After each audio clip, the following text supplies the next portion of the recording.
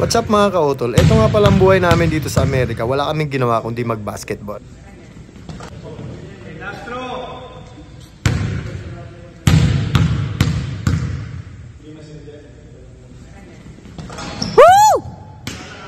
So ayan mga kautol, first game pa lang panalo kami. Yung nakikita niyan mga tol, yan ang first quarter mga tol. Tumikada kagad ako ng 3 tsaka 2 points. So eto naman yung last quarter mga tol. So panalo kami dito kaya yun. Eto yung mga kaganapan mga tol. Papakita ko sa inyo. 5, 4, 3,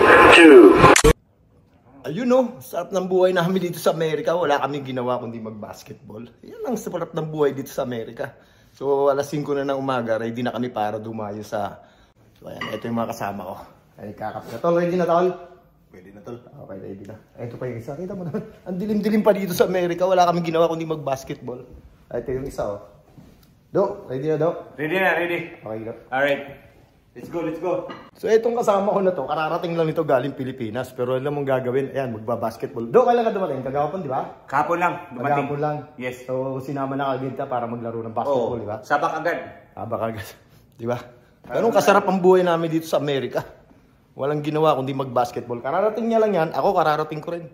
Oh, lalaro kami ng basketball. So ayan, eto na kayo mga tol. 5:30 ng umaga.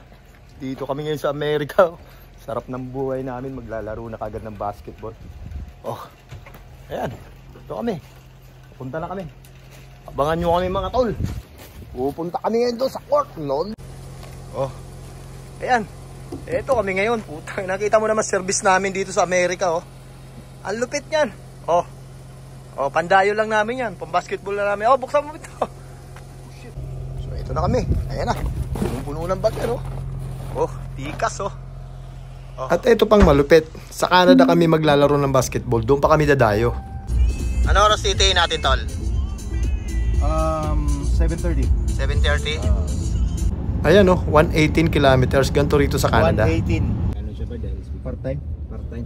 Sa haba at sa layo ng paglalaro namin, kailangan muna namin mag-gas. So, eto magagas muna kami mga tol.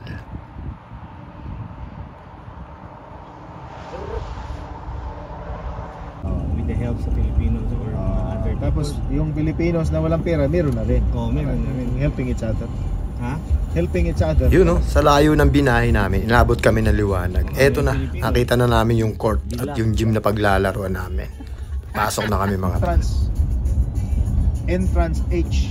Yan na to na. Gawin na, di ba? Dito tayo. Walang hiya tong, ano nila, confusion tong ano. Ayun, maraming kotse. H, doon tayo sa S. Dito ka na. tayo na binahe natin tol. So, inabot tayo ng liwanag pero excited ang lahat. Kahit kami excited. First time na maglaro dito.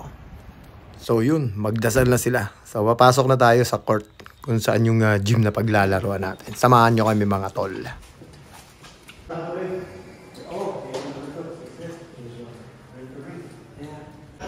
First foul for Bucaresta.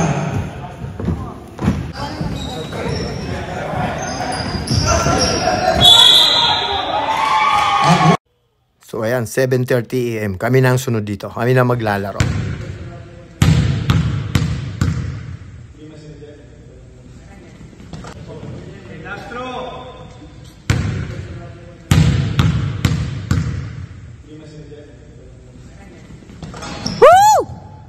So ayan mga tol, panalo ko agad kami sa unang game. Kung wala kayong napanood ng mga highlights ko at saka yung mga 3 points ko, wala akong cameraman wala kayong magagawa. Nanonood lang kayo. So kaya ang ginawa ng coach namin at saka yung manager namin, kumain muna kami dito sa food. So ayan, diba? So magre-relax muna kami dahil panalo kami sa unang game. So ang second game namin, 12:30 PM. So ayan mga tol, hindi ganun kadali makasali ng liga rito, lalo't kung hindi naman kayo makakapunta ng Canada at US. 5, 4, 3, 2